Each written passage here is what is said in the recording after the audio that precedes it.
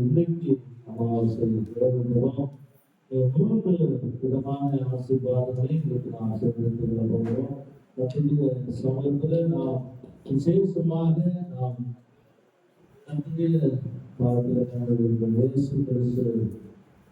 சிந்தின ரத்தத்தின் விசேஷ தன்மைகள், கிறிஸ்து சிந்தின ரத்தத்தின் விசேஷித்த தன்மைகள் சிந்தின ரத்தத்தின் விசேஷித்த தன்மைகள் என்ன தன்மைகள் சொல்வாங்க? யோவான் எழுதின சுவிசேஷம் 3:16. யோவான் தேவன் தம்முடைய ஒரே பேரான குமாரனை விசுவாசிக்கிறவனோ அவன் கெட்டுப் போகாமல் நித்திய ஜீவனை அடையும்படிக்கு அவரை தந்தருளி. அல்லேலூயா. வேதம் சொல்லுது, ஆண்டவராகிய இயேசு கிறிஸ்து நம்முடைய பாவங்களுக்காக தேவன் மனிதனாய் இந்த உலகத்துல வந்தார். தேவன் தம்முடைய ஒரே பேரான குமாரன் இயேசு கிறிஸ்து உலகத்துல அனுப்பினார். எதற்கு என்று சொன்னால், பாவம் உலகத்தில் அதிகமாய் காணப்பட்டபடியினாலே அந்த பாவத்திலிருந்து ஜனங்களை விடுதலையாக்குவதற்கும் ஜனங்களை பாவ மனிதனாய் வாழ்ந்து கொண்ட உங்களையும் நம்மையும் இந்த உலகத்தில் இருக்க மனிதனை மீட்டு எடுக்கும்படியாய் இயேசு இந்த உலகத்துல மனிதனாக. அதனால சொல்லுகிறார், தேவன் தம்முடைய ஒரே பேரான குமாரனை விசுவாசிக்கிறவன் அவன் என்ன பண்றதுல கெட்டு போகக்கூடாது என்று சொல்லி தேவன் அவருடைய ரத்தத்தை நமக்காக சொல்கிறார். அதுக்காக தான் இயேசு இந்த உலகத்துல மனிதனாய் வந்தார். அதுதான் சொல்லுகிறது. விசேஷத்த காரியத்தை பார்க்கும்போது யோவான் சுவிசேஷத்தில் 3:14 என்ன சொல்கிறது? நம்முடைய ரத்தத்தினால விசேஷம் தேவன் நம்மை விசுவாசிக்கிற பிள்ளைகளை அவை கெட்டு போகாதபடி நித்திய ஜீவனை அடையும்படி அவரை தந்த உலகத்தில் அன்பு கொண்டார். அந்த அன்பு கொண்டதுனால தேவன் நமக்கு இந்த உலகத்துல மனுஷனாக இன்னொரு காரியம் செய்தாரு. ஏசாயாவின் புத்தகம் 53:5 சொல்கிறது,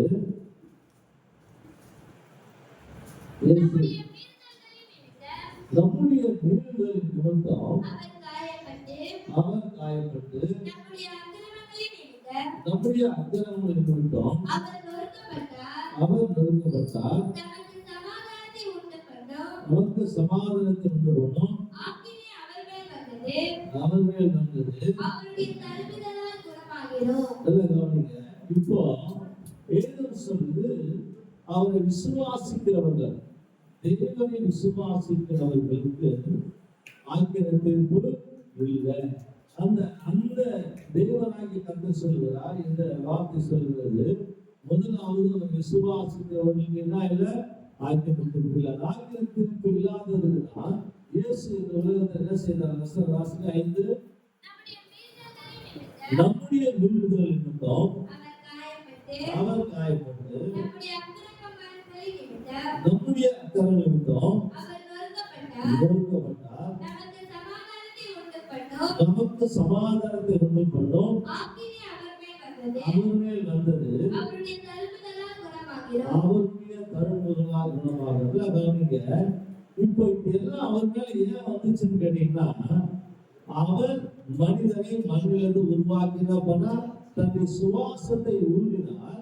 அவர் ஜீவ ஆத்மாவானார். அவர் ஜீவ ஆத்மா ஆனதனால இவரால் வந்த மனிதர்கள் செய்யப்பட்ட பாவங்கள் இவரால் என்ன செய்யப்படுகிறது? நிவர்த்தியாக்கப்படுகிறது. இதுதான் ஒரு காரியம். அப்போ இயேசு கிறிஸ்துவை விசுவாசிக்கிறவர்களுக்கு ஆக்கிர தீர்ப்பு இல்லை. அவர் விசுவாசிக்கிற மனிதனுக்கு, மனுஷிக்கு, குடும்பத்துக்கு ஆக்கிர தீர்ப்பு இல்லை. ஆக்கிர தீர்ப்பு இல்லாததுக்கு தான் வேதம் சொல்லுது. ஏன் ஆக்கிர தீர்ப்பு இல்லை என்று சொன்னால், இயேசுவை என்ன செய்தார்? ஏற்றுக்கொண்டார். எதை ஏற்றுக்கொண்டார்? நம்முடைய பாடுகளை, நம்முடைய மீறுதல்கள், நம்முடைய சாபங்கள், நம்முடைய தரித்திரங்கள், நம்முடைய வறுமைகள் எல்லாவற்றையும் அவர் என்ன பண்ணார்? சுமந்து கொண்டார். அவர் சுமந்து கொண்டபடினால நாம் இந்த உலகத்துல தேவனை உடையவராய் மாறிவிட்டோம். அல்லேலூயா. ஏற்கனவே நாம் தேவனை உடையவராய் இருந்தோம். ஆனா எப்படி இருந்தோம் சொன்னால் சாபத்திலும் தரித்திரத்திலும் வறுமையிலும் பிரச்சனையிலும் இருந்தோம். உண்டு பண்ணோம். ஆக்கினை அவர் மேல் வந்தது. இங்க இன்னொரு காரியத்தை நான் பார்க்கிறோம். வேதம் சொல்லுது அவர் மேல் வந்தது. நல்ல கவனிங்க. இப்போ அவர் மேல் படி வந்தது. என்ன படி வந்தது? அவர் உண்டாக்கின மனுஷர்களை நீங்க பாத்தீங்கன்னா அங்க ஆதாம் ஏவாளுடைய காரியத்தை பார்க்கும்போது மனிதர்கள் செய்த அந்த தவறான காரியம் மீறுதல்கள், அந்த மீறுதல்கள் அது கடைசியில் என்ன வந்துருச்சு? தேவன் மேல வந்துருச்சு. அவர் மேல வந்ததுனால அவர் என்ன பண்ணார்? நொறுக்கப்பட்டார், அடிக்கப்பட்டார். அவர் என்ன செய்யப்பட்டார்? நாம் உண்டு பண்ண மனுஷன் நிமித்தமாக நமக்கு வந்த ஆக்கின தீர்ப்பை தானே ஏற்றுக்கொண்டார். மனிதனுக்கு வந்த அந்த என்ன செய்து பாவங்கள் சாபங்கள் அவரே என்ன பண்ணார்? ஏற்றுக்கொண்டார். அப்போ ஏற்றுக்கொண்டதுனால எதற்காக ஏற்றுக்கொண்டார் சொன்னால் மனிதனை என்ன செய்வதற்காக?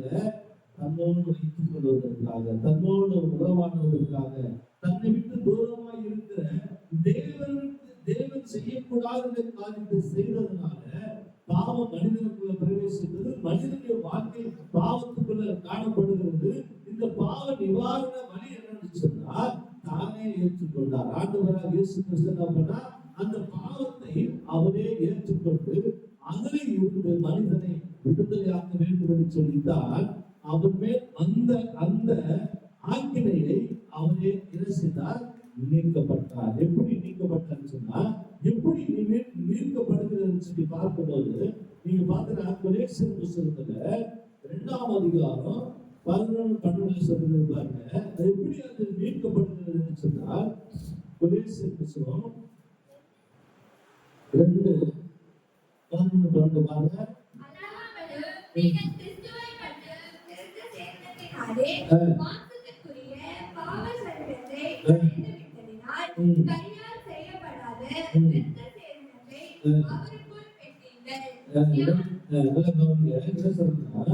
இப்போ நாம் அவருக்குள் பெற்றிருக்கிறோம். என்னத்தை பெற்றிருக்கிறோம் சொன்னால் இன்றைக்கு நாம் தேவனாகிய ஆண்டவராகிய இயேசு கிறிஸ்துவிய விசேஷமாய் அந்த பாவ நிவாரண வழியை பெற்றுக் கொண்டிருக்கிறோம். அது பாருங்க என்ன சொல்றதுன்னா அதுல 3ஆம் அதிகாரம் 12 வாசிங்க.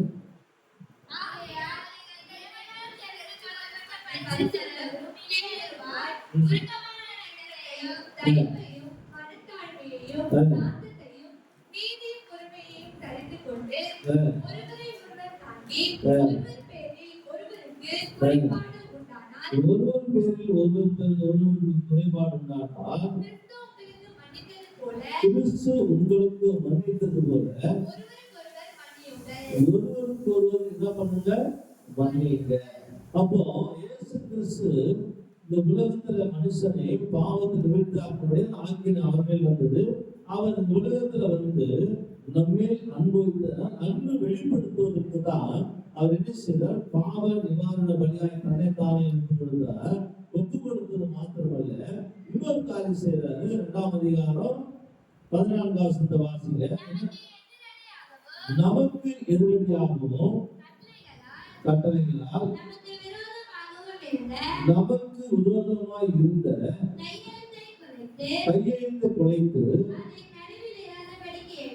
அதை நடுவில் ஏதாவது எடுத்து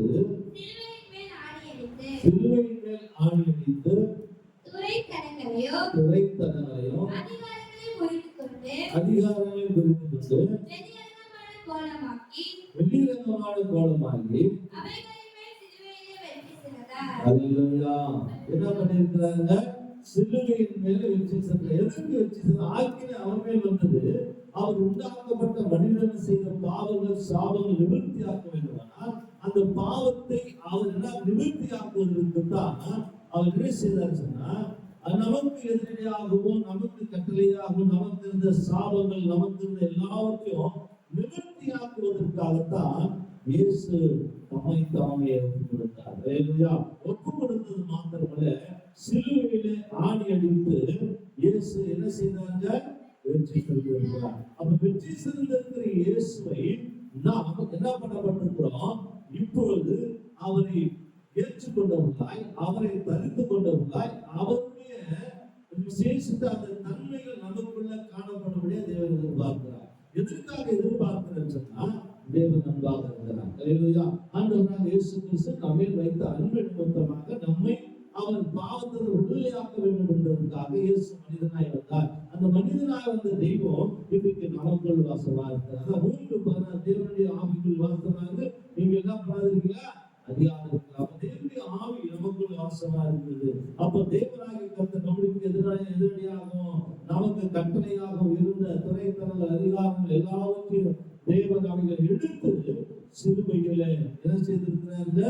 வெற்றி சிறந்திருக்கிறார். அப்ப வெற்றி சிறந்த இயேசு கிறிஸ்து தான் என்ன, அவருடைய ரத்தம் நமக்கு என்னத்தை கொண்டு வருகிறது? வெற்றியை கொண்டு வருகிறது. இயேசு கிறிஸ்துடைய ரத்தம் சகல பாவங்களை நீக்கி நம்மை சுத்திகரித்து நாம் நீதிமானாக்கப்படுகிறோம், நாம் பரிசுத்தவானாக்கப்படுகிறோம், நாம் தேவனுடைய பிள்ளைகள் ஆக்கப்படுகிறோம். பிரபஞ்சத்துடைய சகல விதமான துறைத்தனங்கள், அதிகாரங்கள், சாபங்கள், தரித்திரங்கள், நமக்கு முன்னோர்களால் செய்யப்பட்ட எல்லாவற்றிலிருந்து என்ன பண்ணணும்? விடுதலையாக்கப்படுகிறோம். இந்த உபவாச நாட்களில நாம் பொருத்தனையோடு கர்த்தரை ஆராதிக்க வேண்டும். நாம் ஒரு நிபந்தனையோடு கர்த்தரை ஆண்டவரே, இந்த உபவாச நாட்களில என் வாழ்க்கை மாறுபட வேண்டும், என் குடும்பம் மாறுபட வேண்டும், என் சிந்தைகள் மாறுபட வேண்டும், நான் எடுக்கிறதான பிரயாசங்களில வெற்றியை பெற்றுக் கொள்ள வேண்டும் என்று சொல்லி நாம் என்ன செய்வோம்? ஒரு பொருத்தனையோடு ஒரு பொருத்தனை இல்லாத நாம் செய்வோம்னா, ஏதாவது என்று சொல்லி எடுத்துக்கொள்வோம், அதிலே நான் வெற்றிக்கான முடியாது.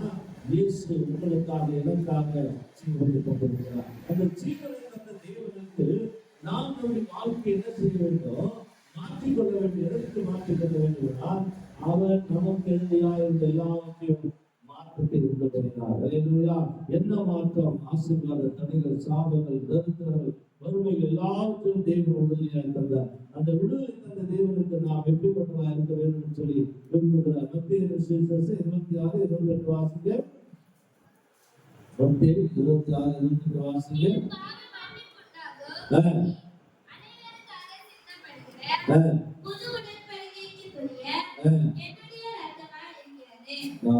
தேவனுடைய ரத்தம் புது உடன்படிக்கையாக இருக்கிறது. இப்ப பரிசுத்த மாற்றத்தை நாம் முடிப்போம். ஏசாயா புத்தகம் 53:12 வாசிங்க. ஏசாயா புத்தகம் 53:12.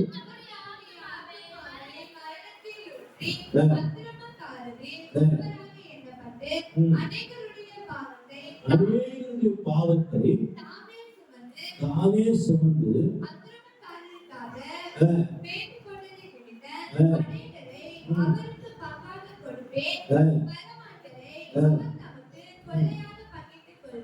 அநேகருடைய பாவத்தை என்ன பண்ணார்? அவரே சுமந்து கொண்டார். ஏன் சுமந்து கொண்டாருன்னா, ஆக்கினை அவர்களுக்கு உண்டாக்கப்பட்ட மனுஷன் செய்த பாவங்கள், சாபங்கள் நிவர்த்தி ஆகும் போது அந்த பலி யார் மேல இருந்தது?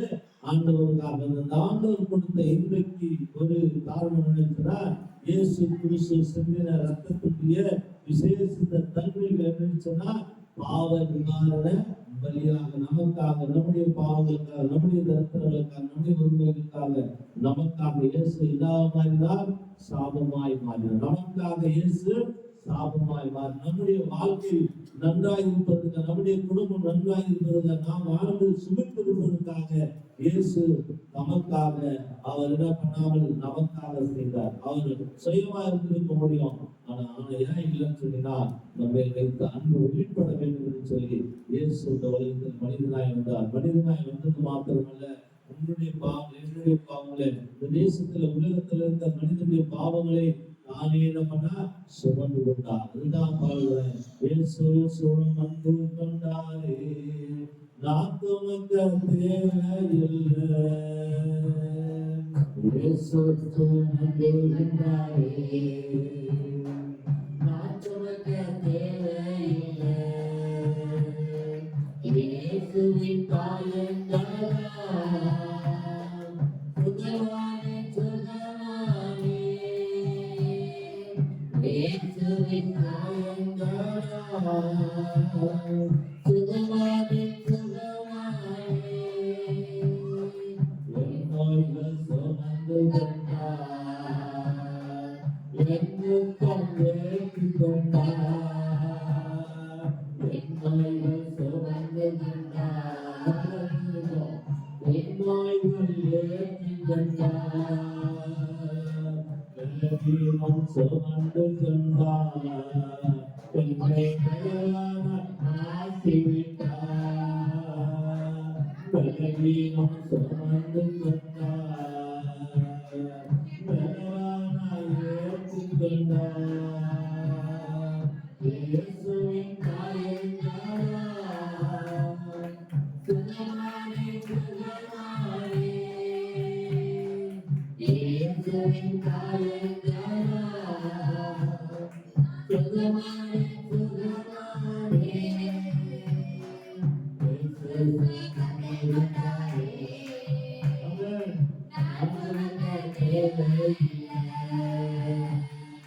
இயேசுவின் காயங்களால்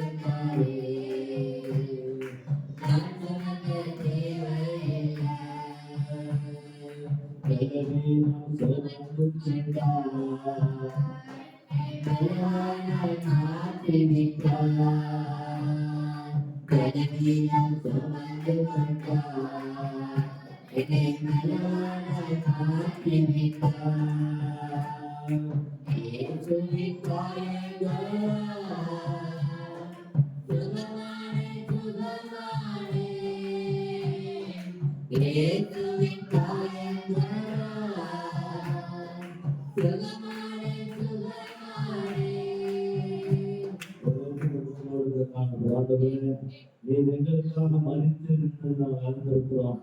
இன்றைக்கு இந்த நாளில் தேவன் தம்முடைய ஒரே பிறந்த குமாரனை விசுவாசிக்கிறவன் எவனோ அவர் கெட்டு போகாமல் நித்திய ஜீவனை அடைவதற்கு அவரை தந்தலை விடவாய் உலகத்தில் அன்று வந்தார் என்று வேதம் வாசிக்கிற ஆண்டவரே, எங்களுடைய பாவங்களை, எங்களுடைய தரித்திரங்கள், வறுமைகள், எங்கள் சாபங்களுக்காக ஆண்டவரே நீரே சுமந்து கொண்டு ஆண்டவரே நீரே வாழ்ந்து ஆண்டவரே மனிதனாய் மரித்து தெய்வமாய் எங்களோடு வாசமாய் இருக்கிறேன். அதற்காக நாங்கள் நன்றி சொல்கிறோம் ஆண்டவரே. எங்களுக்கு ஒவ்வொரு குடும்பத்தை ஆசீர்வதிங்க. அந்த திருப்பிள்ளை பெரியவர்கள் பாலியல் ஒவ்வொருவரையும் ஆசீர்வதிங்க. இந்த நாள் தொடக்கமாக நிம்மதியாய் எங்களோடு கூட இதில் அதற்காக நன்றி செலுத்துகிறோம் ஆண்டவரே. விசேஷம் அந்த குடும்பத்தில் விடுதலை ஜெயத்தை கண்டிருங்க. இயேசு சிந்தின ரத்தத்துடைய தன்மைகள் என்னன்னு சொல்லி பார்த்தோம். இயேசு சிந்தின ரத்தம் நீதித்தாவே சந்தர்ப்பங்களை மன்னித்து, பாவங்களை மன்னித்து, தரித்திரங்களை மன்னித்து, எங்களை பரிசுத்தமான நீதிமானாய் எங்களை உயர்ந்த ஸ்தானத்தில் வைக்கும்படியாய் நீர் வைத்திருந்த கிருபைக்காய் நன்றி செலுத்துகிறோம். ஒவ்வொருவரையும் காத்துக்களும் ஆசீர்வதி இயேசுவின் நாமத்தில் இருக்கிறார்கள். நாம் சொல்லுவோம்.